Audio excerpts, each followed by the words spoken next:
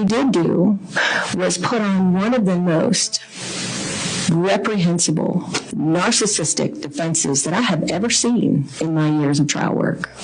And may God have mercy on your souls, because this court will not. A West Virginia couple will spend the rest of their lives in prison after adopting 5 children, only to subject them to unimaginable horrors, including being locked inside of a shed for days and forced to perform grueling labor. But thanks to those who refuse to stay silent, these monsters will never walk free again. Lance and Whitefeather kept motion-activated Arlo cameras on the children, one in the shed on the 14-year-old boy and 16-year-old girl, and one in a room upstairs with no bed, only a tarp floor that stayed on the 9-year-old girl and 11-year-old boy. The video showed a daily routine of waking up early and being forced to stand with hands on head, unable to change or shower, receiving only peanut butter sandwiches to eat before going back to bed on the floor. In the shed, the teens used a camper toilet, holding a sheet up for each other to shield the other from the camera.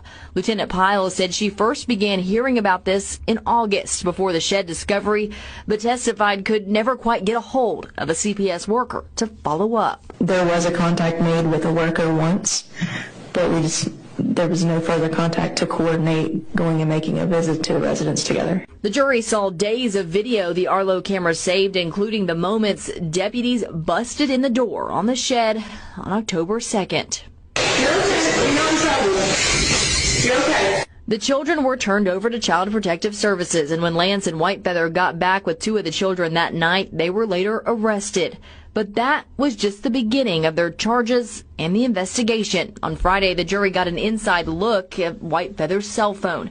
This included text messages between she and Lance where they referred to the kids as monkeys and pigs. Often Lance would describe physical punishment where he said he, quote, knocked one of them. We saw one text where Lance said, quote, somebody didn't say thank you, and his sandwiches disappeared. We also saw more video from Whitefeather's phone from their time in Washington that also showed yelling and physical abuse from Lance. A finance expert from the West Virginia Fusion Center, Alyssa Ledbetter, also took the stand on Friday. She broke down the adoption payments Whitefeather and Lance received from Minnesota. 2019 to 2023, the two received about $318,000 in adoption support payments, but she testified this didn't tell the whole story. Well, the assistance began in June of 2018, and I only had from June of 2019 to November of 2023, so altogether we're missing about 18 months. All of this leading up to the most harrowing testimony so far on Friday afternoon from someone who lived it. We are not allowed to film or record the victims who will testify in this case, but were in the room as the teen girl, now 18, but 16 at the time, shared what her life was like both in Washington State and in Sissonville.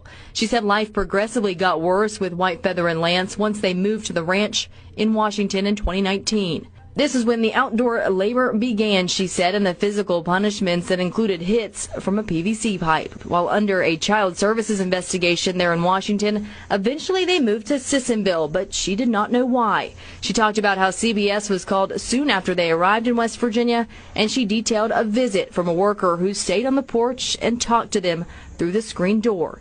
The teen testified she was not honest with CPS because Lance could hear her from where she was standing.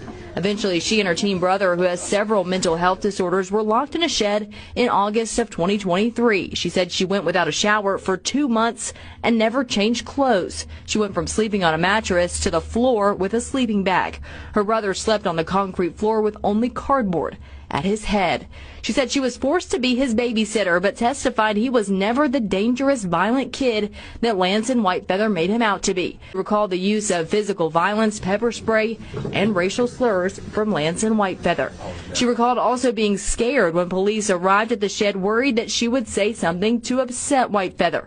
Some of her more emotional moments came during cross-examination by Whitefeather's attorney, Mark Plants. At one point, he referred to Whitefeather as her mother, and she quickly corrected him. He questioned why some of her interviews before this contradicted what she said on the stand, but when Tuck asked her why she felt comfortable telling the truth now, she said, because I know I won't have to go back to that.